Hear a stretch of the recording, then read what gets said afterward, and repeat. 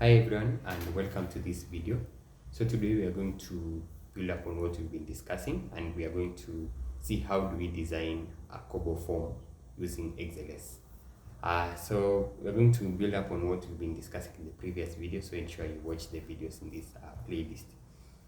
And an XLS form is just an XLS spreadsheet, Excel spreadsheet for other in a simpler term, and they offer the same, almost the same functionality, but they have a little bit higher. Some functions may not be available in the web format, but are available in the XLS format. Also, it gives you a sense of control, which is like you're mimicking a programming experience, so makes you feel a little bit good. So there are three sheets inside that workbook that we are going to create, and one of them is the survey. The second one is the choices, and the last one is the settings. So these three are compulsory that should be in the XLS spreadsheet. So the survey sheet is for creating questions, while the choices is the one we list the choices that the user is supposed to select, and also the settings is going to allow you to configure the form. So for now, we are going to only focus on the survey sheet. We shall delve into the other two as we ride along this tutorial. So under the survey sheet, so I'm going ahead and I have created my assessments spreadsheet here, school assessment. I've created the three sheets. Although we are not going to use choice and settings right now, we have them listed here by default for now. So the next thing that I'm going to do is just go ahead and follow on what we have here. So the first thing is, what should you have in the survey sheet? So in the survey sheet, they're going to have several columns. We can have several columns, and we have now the rows. Each row represents one question, and each column represents the attribute to this question. So the first three are compulsory here: the type, the name, and the label. And the type specifies the type of question that you have. Is it select one question, select multiple, integer, or maybe an image question? Also, you have a unique, the name, which is the unique identifier for the question. And here, when adding the name to the question, ensure you follow the naming conventions. First of all, it's highly recommended to have them in small letters. However, it can accept capital letters. Do not start with a number. So a number like 1, 2, 3, do not start with that, an integer. However, you can start with an underscore and then maybe 1. Also, do not put spaces or special characters such as brackets. So instead of those, you can have them as an underscore. If you have spaces automatically, even the web version will go ahead and just replace them for you automatically. Then we have the label, which is the human readable label with question text for the user. So for example, if your question is Q1, maybe it's what is your name? What is your name? Another good other mention that I will have here is the hint, which is just an additional guidance or instructions to the user to fill the form. The rest from constraints to parameter and also some more, we shall be discussing them as we go to on with this tutorial. So how do we build the first XLS form? So I'm going to use the same example that we had in the previous video. So here I'm going to name create the three under the survey sheet. I'm going to create the three compulsory columns. So type, I'm going to create type, name, and also label and label. So the first thing is to add the metadata. So for every Excel sheet or every Kobo form has to have the two compulsory ones. So these are the start and end. However, I'm going to add one more, which is today, which allows us to just collect the exact date of today or when the form is being filled. So start and end will help you just go ahead and collect the data that's when the form is being starting to be filled, and also when it's the last time that it's being filled. The next thing is filling up the questions that we have here. So we're going to use them as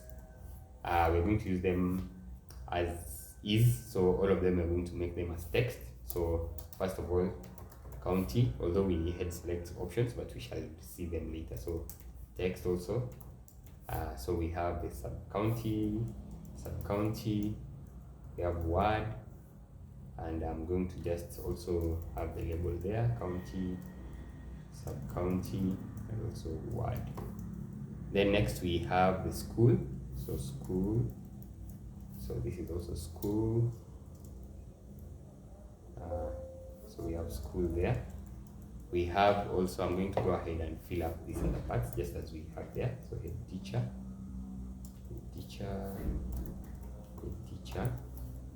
then we have also pupils. So what is the number of pupils?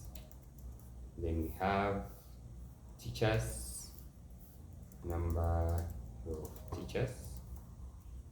Then the next one that we have here is support staff, support underscore staff, which is just the number of support staff. Then lastly we have classes. We have classes, so which is the number of classes.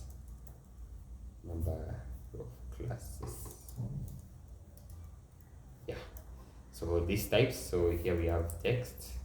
At the head teacher we also have text. Under the name of the number of pupils, that was an integer. Same to this, an integer. Number of teachers, integer, and also the last one, integer. So I'm going to save this form. Ensure you save it, and once you have it here, we're not going to add anything under choices. So we have choices there, and nothing also under settings. So we're going to leave them as blank as is right now. So once I've saved my form, I'm going to exit, and I'm going to go and log in to my KoboToolbox account. So inside my KoboToolbox account, what I'm going to do before going to the KoboToolbox account, we need to test our version. So the KoboToolbox account can allow us to test the form before we deploy. So we're going to use the KoboToolbox test environment. So just click on new, then click on upload form.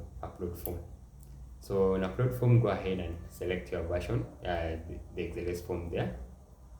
Then it will ask us the other questions that we had as previous when building the online version. So I'm going to go ahead and select the sector and also the country.